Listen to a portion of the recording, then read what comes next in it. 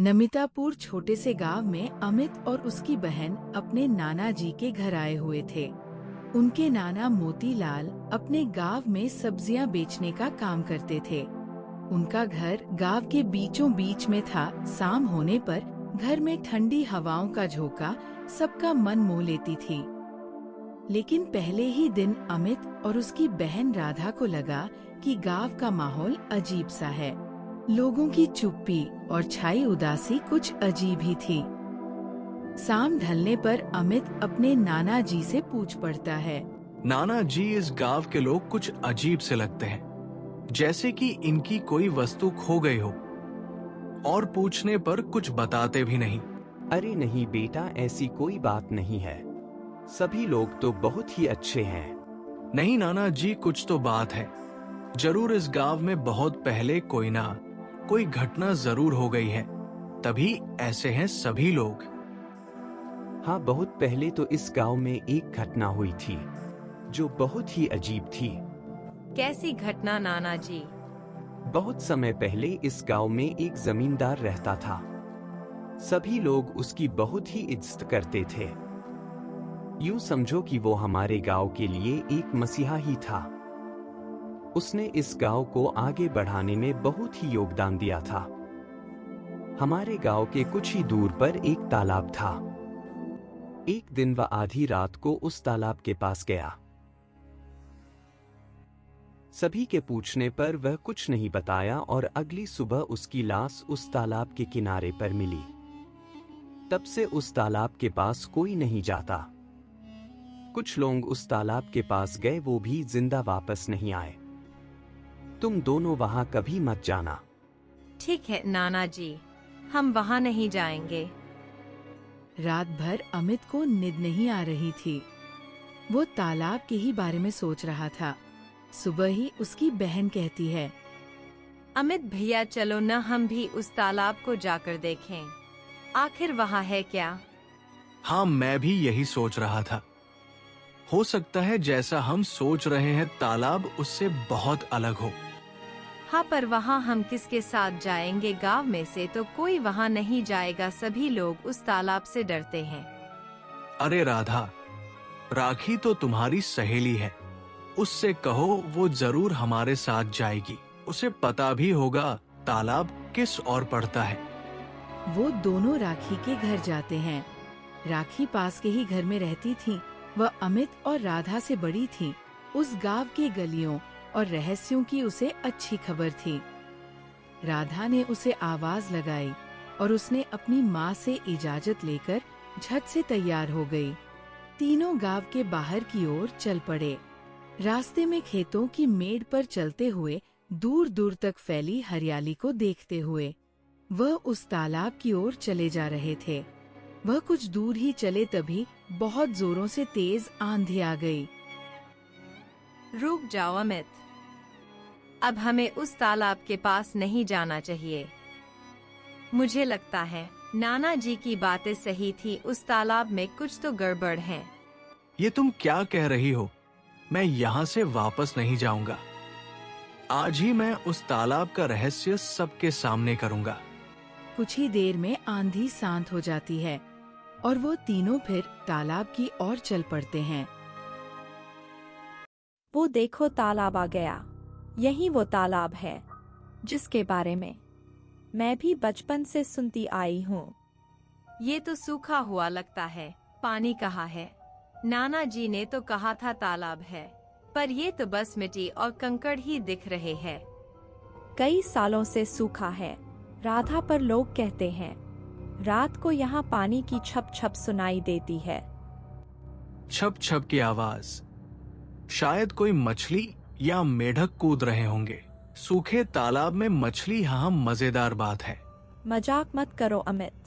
मेरे दादाजी ने बताया कि रामलाल की मौत इसी तालाब में हुई और तुरंत इस तालाब का पानी सूख गया। तब से आज तक यह तालाब सूखा पड़ा है। इससे पहले यहाँ बहुत पानी था। इसमें बहुत सारी मछलियाँ भी थी, पर अब सब खत्म हो गया। ये भी तो हो सकता है ये सब एक इत्तेफाक हो और लोग जानबूझकर इस तालाब के बारे में अलग अलग कहानियां सुनाकर सबको डराते हैं। मुझे तो ये सब बकवास लगता है। पर सच में कुछ हुआ तो? अमित देखो, ये जगह कितने सन्नाटे वाली है। हवा भी अजीब सी चल रही है, कुछ ठीक नहीं लग रहा। हाँ, और यहाँ पेड़ों की छाया भी अजीब सी लगती है, जैसे कोई हमें देख रहा हो। चलो वापस चले, मुझे डर लग रहा है। अरे अभी तो आए हैं, थोड़ा और देखते हैं। डरने की क्या बात है, दिन का उजाला है, कुछ नहीं होगा।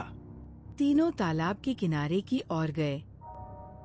वहाँ पुराने पेड़ों की जड़ें जमीन से बाहर निकली हुई थी, जैसे कि उन्हें जबरन उखाड़ दिया हो। वहीं पास में एक टूटी हुई नाव का ढांचा भी था, जिसकी लकड़ियां सड़ चुकी थीं और उस पर मकड़ियों के जाले लटक रहे थे, और हवा में हल्की सी सनसनाहट हुई, जैसे कोई फुसफुसा रहा हो।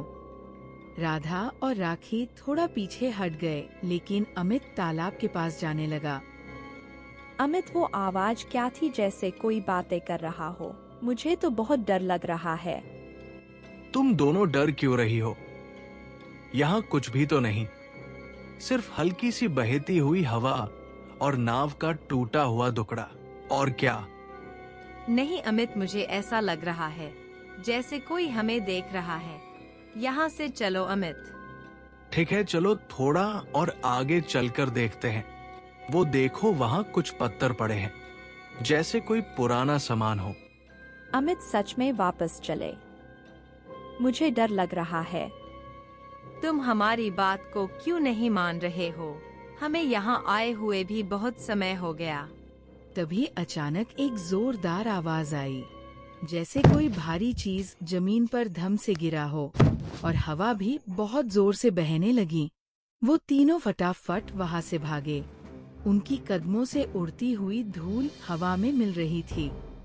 गांव की सीमा तक पहुँचते पहुँचते उनकी सांसें फूल गई। घर पहुँचते ही अमित और राधा के नाना उनसे पूछ पड़ते हैं, तुम दोनों कहाँ चले गए थे? मैं पूरे गांव में तुम दोनों को ढूंढ रहा था। नाना जी, हम तालाब देखने गए थे, आपकी बात नहीं मानी, माफ कर दीजिए। तालाब? मैंने तुम दोनों को मना किया था ना। नाना जी, सच में वहाँ कुछ अजीब सा था। एक जोर की आवाज आई, जैसे कुछ गिरा हो, और हवा बहुत तेज हो गई। वहाँ गांव का ही एक बुजुर्ग आदमी हरिया भी था। बच्चों की बातें सुनकर उसने कहा, डर गए ना, मैंने कहा था मोती चाचा ये बच्चे मानेंगे नहीं। जवान खून है, रहस्य देखने की चाहत जो ठहरी। हरिया मामा, आप तो जानते हैं ना वहाँ क्या है, सब कुछ सच सच बताइए। तो सुनो, रामलाल की मौत कोई रहस्य नहीं। सच बात तो यह थी कि वह एक शराब की आदी था। शराब पीकर वह एक रात तालाब में गिर गया और उसी में डूबकर मर गया, पर गांव वालों ने इसे भूत की कहानी बता दिया ताकि वहां कोई नहीं जाए। डर का फायदा उठाया। मतलब सब झूठ था, वहाँ कोई आत्मा नहीं, कोई भूत नहीं। हाँ, पर उस तालाब में एक सच छुपा है। वहाँ पुराने जमाने का खजाना दबा हुआ है। रामलाल उसी खजाने की खोज में जाकर मर गया। खजाना? सोने चांदी का खजाना? हाँ, पर वह खजाना कोई नहीं निकाल सकता। लोग कहते हैं आज तक जिसने भी उस खजाने को निकालने की कोशिश भी की वो मर गया। हरिया, तुम बच्चों को उकसाओ मत। तो वो आवाजें जो हमने सुनी वो क्या थीं? शायद हवा थी या कुछ और, लेकिन डरने की कोई बात नहीं। तुम तीनों उस तालाब का अच्छे से पता लगाओ, हो सकता है तुम तीनों की वजह से वह खजाना मिल जाए। अगली सुबह तीनों की नींद देर से खुली रात की घटना अभी भी उनके दिमाग में घूम रही थी। चाय पीते हुए अमित ने कहा, अब डर का कोई मतलब नहीं। अगर खजाने की बात सत्य है तो हमें उस ढूंढना चाहिए।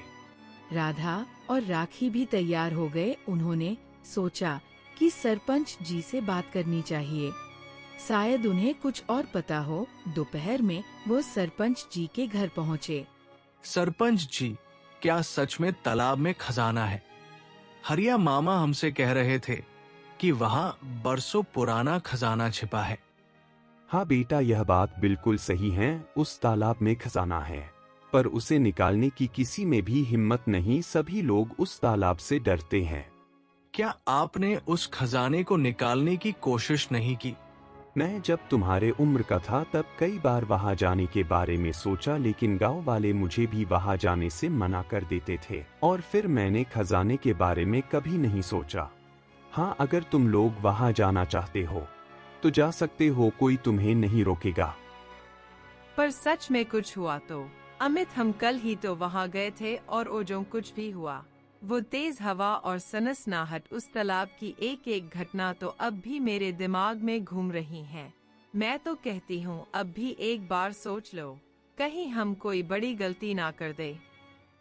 अरे राधा, तुम खाम खा डर रही हो। अब तो पता चल गया है, वहां भूत उत ऐसा कुछ भी नहीं है। वो सब हवा का खेल था, या शायद हमारा डर हमें कुछ ज्यादा ही सुनाई दे गया। तू इतना डर क्यों रही है?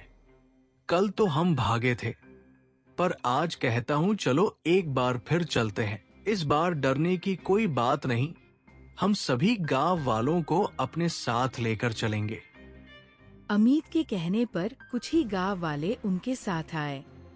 उसी गांव का एक आदमी उस तालाब को खोदने लगा। कुछ दूर खोदने पर एक चमकीली वस्तु दिखाई दी। ये क्या है? कहीं खजाना इसी में तो नहीं? उसे देखने के लिए सरपंच जी नीचे आए और अमित से बोले, अमित बेटा, इस चमकीले वस्तु को बाहर निकालो। बाहर निकालने पर उस वस्तु के अंदर ढेर सारा खजाना निकला। इतना सारा खजाना इस तालाब में था, हमने तो सोचा भी नहीं था। हाँ, इस खजाने पर गांव वालों का ही हक होगा। आज तुम तीनों ने बहुत ही अच्छा काम किया। तुम तीनों नहीं यहाँ आते तो शायद इस तालाब का खजाना इसी मिट्टी में पड़ा होता। अब हम इस खजाने से इस गांव की गरीबी को दूर करेंगे। और इस तरह अमित, राधा और राखी ने गांव के तालाब का सच सबके सामने किया। ऐसे ही और कहानियाँ देखने के लिए चैनल को सब्सक्राइब और लाइक जरूर करें।